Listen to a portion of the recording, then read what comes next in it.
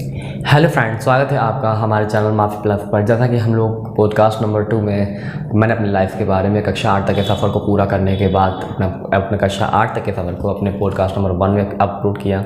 उसके बाद podcast number 2 में अपने लाइफ के उसके बाद पॉडकास्ट नंबर 2 में हमने 9th के कुछ दोस्तों के बारे में चर्चा करी और अपना पहले दिन के बारे में चर्चा करी। तो हमारा कक्षा 9वीं भी इसी प्रकार से कुछ बीत गया। कक्षा 9वीं कुछ खास नहीं था, एक लोगों की जान पहचान में बीत गया। तो इस चीज़ को मैं आप कक्षा 10वीं के बारे में चर्चा करेंगे कि कक्षा 10वीं का सफ़र हमारा कैसा था, या कक्षा 10वीं में हमारे दोस्तों का व्यवहार कैसा हो चुका था, किस प्रकार से हमारे दोस्तों का व्यवहार फैमिलियर हो चुका था, किस प्रकार से वो हमसे फैमिलियर यानी मिलनसार हो चुके थे। सबसे पहले मैं बात करूँगा, क्योंकि मैं एक लड़के की बात पहले कर चुका था, जो कि सबसे पहला लड़का था विवेक शर्मा।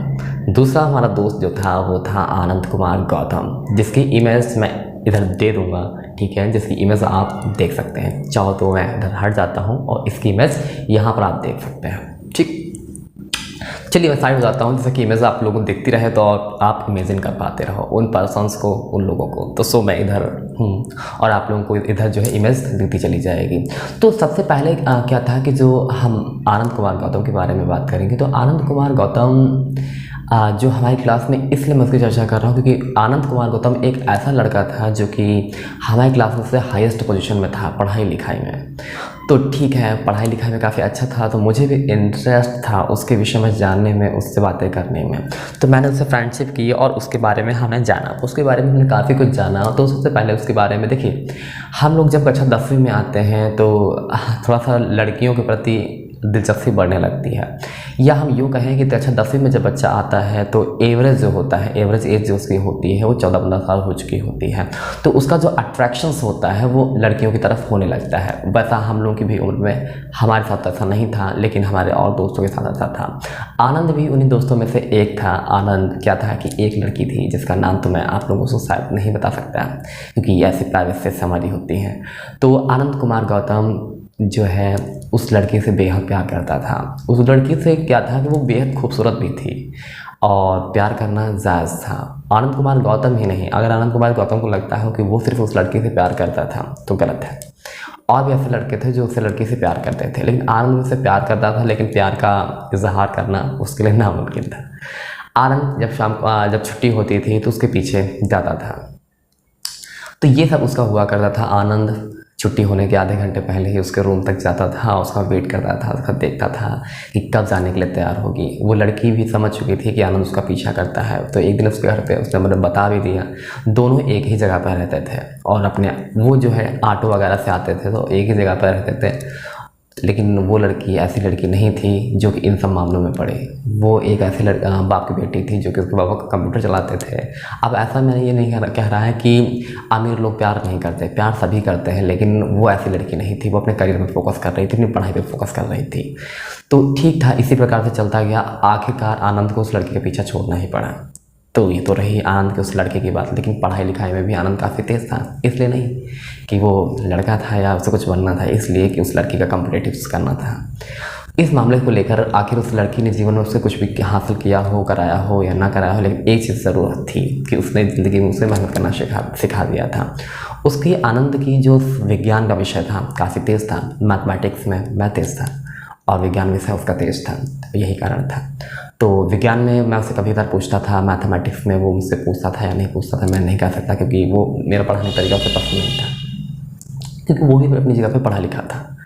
फिर हमारे लोगों का सफ़र यूँ ही चलता रहा। वो जो है एक आनंद कुमार गौतम, जैसा कि गौतम नाम है, तो गौतम एक चमार बिरादरी होती है और इसमें जो होता है लोग जो पैतृक व्यवसाय होता है वो जूते चप्पल का होता है। वैसा ही इसका पैतृक व्यवसाय जूते चप्पल का है और वो काशीराम कॉलोनी का रहने वाला है। तो उसके बाद वो अपना पढ़ाई पे लिखाई में अपना करता गया।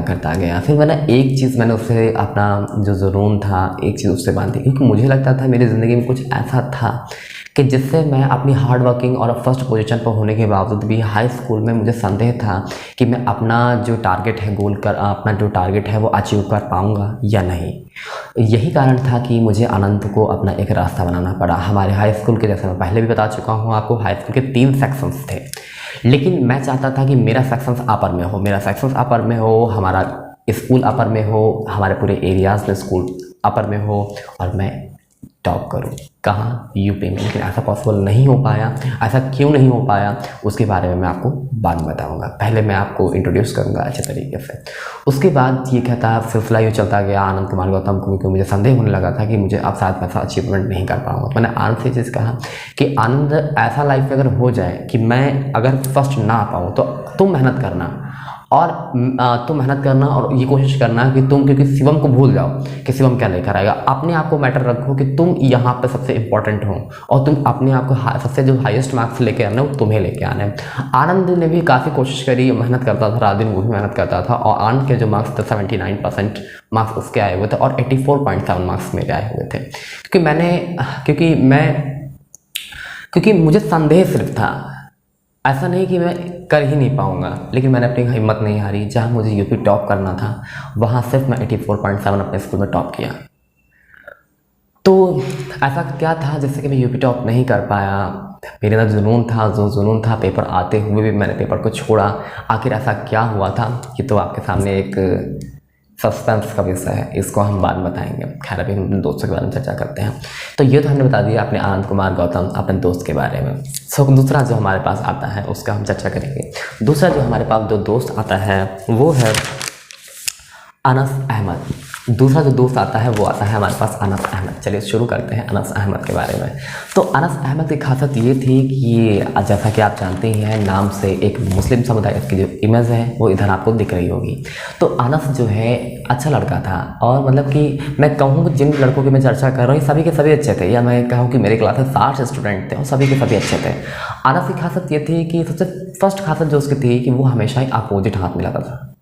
ये उसकी खासियत थी। पूरे 60 बच्चों में से वो एक ऐसा लड़का था जो अपोजिट हाथ मिलाता था। और मैं आपको बता दूं कि मैंने हाथ मिलाना कहीं और से नहीं, सैनिक स्कूल से ही मैंने हाथ मिलाना सीखा था, और सिखाने वाला कोई और नहीं, यही सब था। फिर मैंने हाथ मिलाना उनसे सीख लिया और अपोजिट डायरेक्शन से ये हाथ मिलाता था, ये उसकी खासियत थी। और ये जो है इसकी खासियत ये थी कि इसने एक बार मुझसे, जब मैं पढ़ाई कर रहा था तो उसने मुझसे कहा, हाई स्कूल की बात है, हाई स्कूल में इसने मुझसे कहा कि शिवम तुम इतनी मेहनत क्यों करते हो? तुम तो वैसे भी यूपी टॉप कर जाओगे, तो आखिर इतनी मेहनत क्यों करते हो? मैंने कहा कि अनस, शायद तुम्हें लगता है कि मैं यूपी टॉप कर जाऊंगा या इतना मुझे पढ़ने की ज़रूरत नहीं है, लेकिन पढ़ने वाले की दुनिया में मैं कहीं ज़्यादा पीछे हूँ, तो इसलिए मुझे पढ़ने की ज़रूरत है। और अपना मुकाम हासिल करने के लिए मुझे अभी और भी पढ़ना है, इतना आसान नहीं है, और अभी मैं बहुत पीछे हूँ। मेरी बात से वो सहमत हुआ और मेरे विचारों से भी। तो उसके बाद अनस उन लड़कों में से एक था जो मुझसे ज़्यादा बातें तो नहीं करता था, लेकिन उसके दिल में मेरे लिए रिस्पेक्ट थी, और हमेशा एक प्यार से बातें करता था, लेकिन ज़्यादा देर तक बातें नहीं करता था।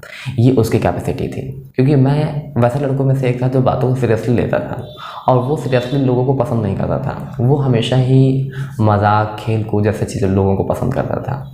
हालांकि पसंद तो वो मुझे भी करता था, लेकिन ज़्यादा देर के लिए नहीं। ये एहसास का था। तो ये हमने चर्चा कर ली अनस अहमद के बारे में, जो कि आप इसकी मैच देख रहे हैं। दूसरा मैं बात करूँगा, अगला इंसान है उत्कर्ष गौतम। उत्कर्ष गौतम क्या था? उत्कर्ष गौतम ऐसा लड़का था जो मुझे अपनी इंस्पिरेशन मानता था।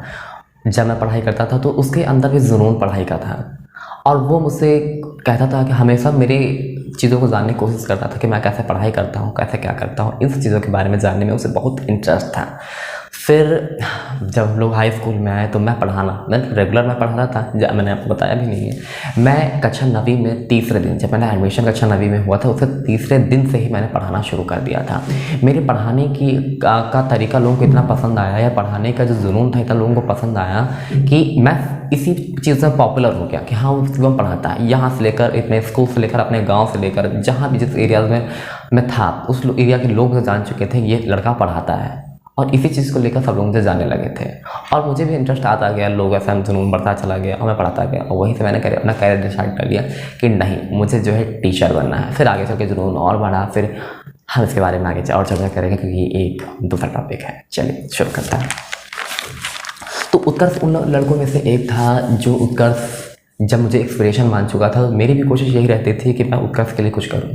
तो मुझे लगा कि अगर मैं, क्योंकि हम सभी लोग दोस्तों में से कोई भी कोचिंग नहीं करता था, सैनिक स्कूल में होकर भी, सरकारी स्कूल में होकर भी कोई कोचिंग नहीं करता था, जबकि आप लोग जानते हैं कि आजकल कोचिंग इंस्टीट्यूट को कितनी प्रायोरिटी दी जाती है, लेकिन हमारे स्कूल में कम से कम गिने चुने बच्चे ही, मान लीजिए 10-15 बच्चे ही कोचिंग जाते होंगे, अदरवाइज़ कोई कोचिंग नहीं जाता था। तो मैंने उसको उसका सजेशन किया कि आप उसका रोज़ाना पढ़कर आओ और हम लोग एक दूसरे से क्या करेंगे, आप आओ बोर्ड पे, जो चीज़ पढ़कर आओ उस चीज़ को बोर्ड पे लिखो तो उसे प्रैक्टिस होगी और उससे बारे में बोलो तो वो आपको लंबे समय तक याद रहेगा।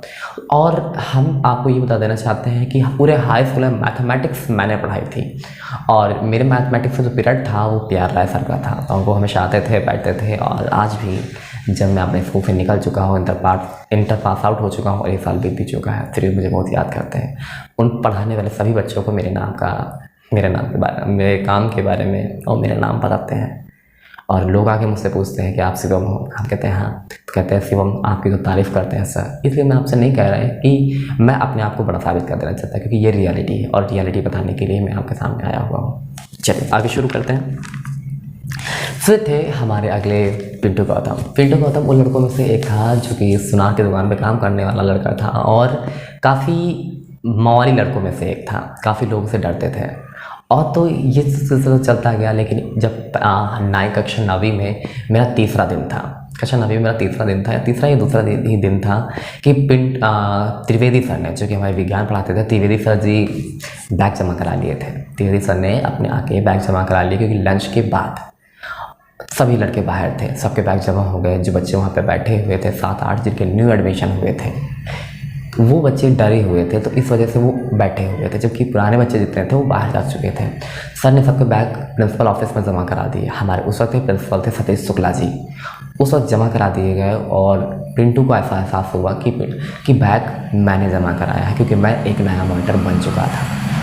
लेकिन सच बात तो ये थी कि मैंने बैग नहीं जमा कराया था। पिंटू आकर मुझसे झगड़ने लगा, कहने लगा शिवम तुम मुझे नहीं जानते, लेकिन बहुत उल्टा सीधा उसने मुझे कहा कि नहीं जानते तो मेरे रास्ते के बीच में मत आओ, अपने काम से काम रखो। मैंने कहा हाँ, तुमने कहा ना कि अपने काम से काम रखो, मैं अपने काम से ही काम रखता हूँ। मेरा मेन काम है यहाँ पर अपनी स्थिति को पढ़ना, इसका अतिरिक्त मेरा कोई काम नहीं। किसी से क्या इंसान क्या कर रहा है मुझे कोई मतलब नहीं है। पिंटू झिलझिलाते हुए, क्योंकि उस स्कूल में रह पाना इतना आसान नहीं था। उस स्कूल में लड़ाई झगड़े, इतने मवान लोग रहते हैं, तो मेरे लिए भी इतना आसान नहीं था। और मैं एकदम सिंपल स्कूल से निकला हुआ था, लेकिन मेरे साथ अपना स्वाभिमान मेरे साथ था, तो मैं उससे अकड़ गया। लेकिन फिर भी वो मवाली था, कुछ तो डर था ही, लेकिन मैंने उसके सामने मैं डरा नहीं। पिंटू चला गया, 2-4 लड़कों से बात करी और पूछा कि क्या ये बात सही है या नहीं सही है। तो उसके बाद समझ में ये आया कि हाँ ये बात सही है कि शिवम ने बैग नहीं जमा कराया है। उसके बाद पिंटू से मेरी फ्रेंडशिप हो गई, तो पिंटू से फ्रेंडशिप हो गई, फिर दोस्तों से इसी तरीके से दोस्तों से फ्रेंडशिप होती चली गई।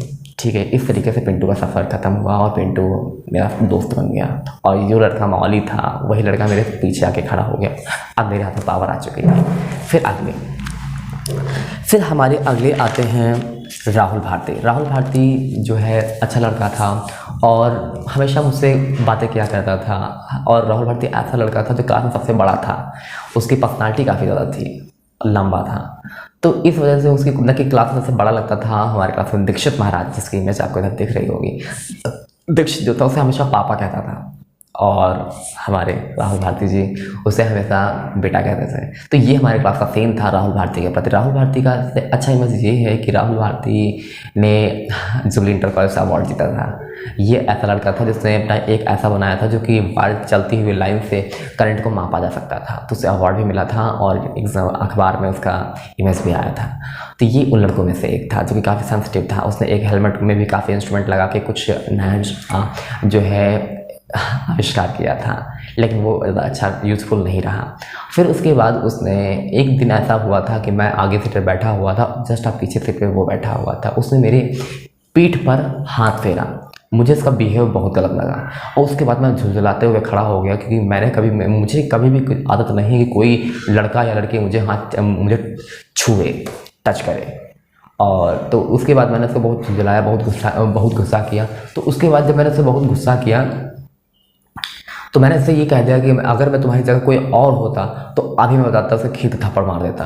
तो उसके बाद उसको बहुत बुरा लगा, क्योंकि एक्चुअली बुरा इसलिए लगा, वो रोने लगा। क्लास में क्यों बहुत बड़ा था, रोने लगा, इसलिए रोने लगा क्योंकि वो एक्चुअली मुझसे प्यार कर रहा था। प्यार करने का मतलब क्या होता है ये तो मैं अगले वीडियो में बताऊंगा कि एक्चुअल में प्यार होता क्या है। प्यार वो नहीं होता है जो एक लड़का लड़की से ही करता है। एक्चुअल में प्यार क्या है, प्यार की डेफिनेशन क्या है, ये मैं जब अगले इस पे बताऊंगा कि आखिर प्यार की डेफिनेशन क्या है।